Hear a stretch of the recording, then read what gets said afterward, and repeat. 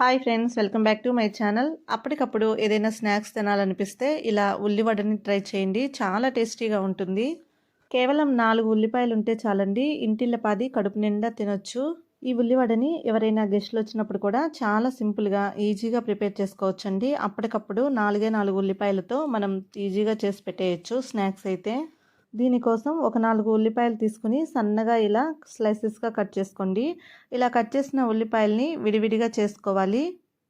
ఇలా ఉల్లిపాయలు విడివిడిగా చేసిన తర్వాత ఇందులోకి ఒక half teaspoon salt add చేసి మళ్ళీ అంతా కూడా బాగా మిక్స్ చేయండి.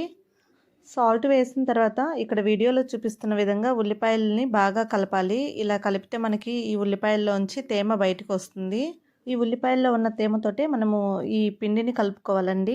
మనం వాటర్ ఏమీ యాడ్ చేయకూడదు. ఓన్లీ ఉల్లిపాయల్లో ఉన్న తేమే సరిపోతుంది. ఉల్లిపాయల్లో ఉన్న తేమ కాకుండా ఎక్స్ట్రా వాటర్ యాడ్ చేస్తే మనకి వడ మెత్తగా వచ్చేస్తుందండి. అలా కాకుండా ఈ ఉల్లిపాయలో ఉన్న తేమతోటి మనం వడ ప్రిపేర్ చేసుకుంటే బాగా క్రిస్పీగా వస్తాయి. ఇలా కలిపిన తర్వాత ఒక 5 నిమిషాలు మూత పెట్టి పక్కన పెట్టుకోండి. ఈలోగా ఉల్లిపాయలోంచి నీరు ఊరుతుంది. 5 నిమిషాల తర్వాత మూత తీసి ఇందులోకి సన్నగా కట్ చేసిన పచ్చిమిర్చిని యాడ్ చేసుకోండి. తర్వాత సన్నగా కట్ చేసిన అల్లం ముక్కలు, సన్నగా కట్ చేసిన కరివేపాకుని యాడ్ చేసుకోవాలి. తర్వాత ఇందులోకి ఒక పావు కప్పు బియ్యం పిండిని యాడ్ చేసుకోండి. బియ్యం పిండి వేసుకుంటే మనకి ఈ వడ క్రిస్పీగా వస్తుంది.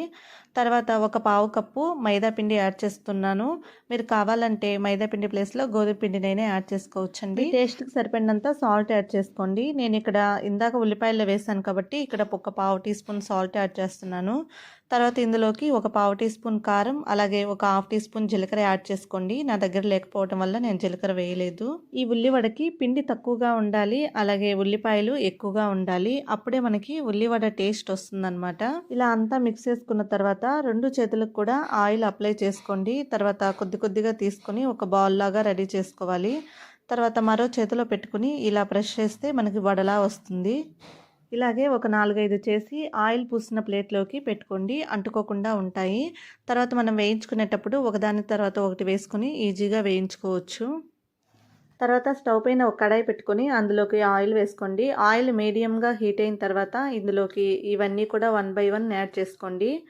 అటు ఇటుగా తిప్పుకునేదానికి వీలుగా ఉండేలాగా ఒక 4-5 యాడ్ చేసుకోండి. ఒకవైపు గట్టిపడిన తర్వాతే మరోవైపుకి తిప్పుకోవాలి.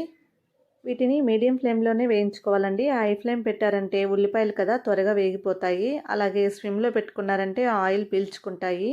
కాబట్టి వీటిని మీడియం ఫ్లేమ్లోనే అటు ఇటు తిప్పుకుంటూ వీటిని దోరగా వేయించుకోవాలి. చూసారు కదా, ఇలా గోల్డెన్ బ్రౌన్ కలర్లోకి వచ్చేంత వరకు వేయించుకొని పక్కకు తీసుకోండి. ఈ ఉల్లివడ క్రిస్పీగా చాలా టేస్టీగా ఉంటాయి. డైరెక్ట్గా తినేసేయచ్చు, లేదా మీరు టమాటో సాస్తోనైనా సర్వ్ చేసుకోవచ్చు.